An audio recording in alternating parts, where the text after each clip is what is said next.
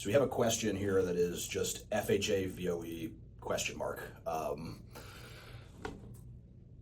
As far as an FHA VOE, that stands for verification of employment. So what I think this question is referring to is what's the difference between an FHA verification of employment versus other verifications of employment. And there's one pretty definitive difference between FHA and conventional, which is the length of employment history and employment gaps.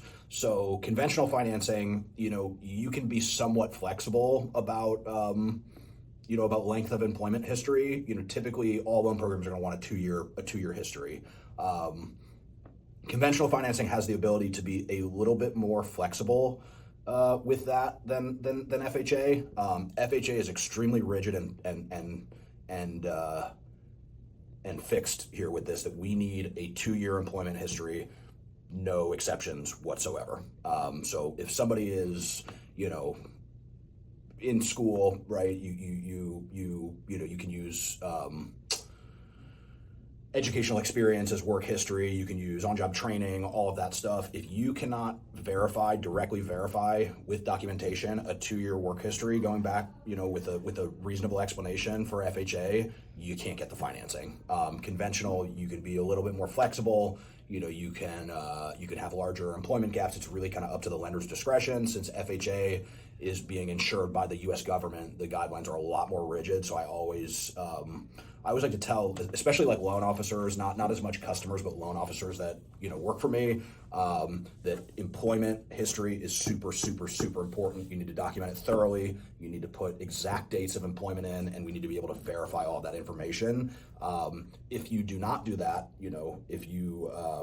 if you have like ambiguous information, or it's like a little bit wishy-washy, or maybe somebody, I know what comes up a lot is people like had like these jobs that are off the books. Maybe they were earning cash or getting paid like under the table, or they can't verify it. That tends to be an issue. So we always, I've said this like a million times, just in person, and I've said it a couple times on videos, garbage in, garbage out. So like if we have a poorly documented file, we like to make sure that we do a lot of work and be very, very thorough on the front end at the time of application, because that saves problems later on when we're trying to actually verify all that information. So what I like to do if there's any sort of question about employment history is we'll send off the verification of employment forms.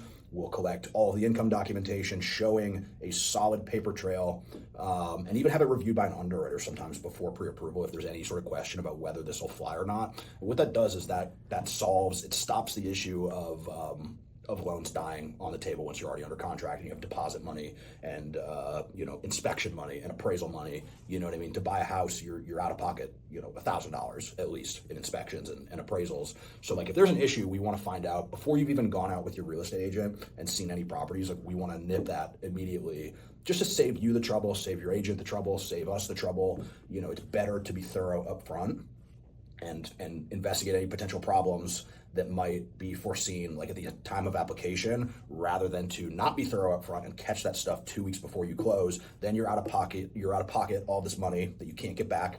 You potentially might lose your deposit. Your real estate agent's upset because they were expecting to get paid. The seller's upset because they might be, it can cause a cascading series of issues where like they might be purchasing another house with that money, so they're upset, and then they say that you misrepresented your financing. There's a lot of stuff that can happen, which all can be avoided if we just verify all this stuff up front and do a thorough pre-approval. So that's kind of the moral of the story in general, but specific to FHA, job history is super important.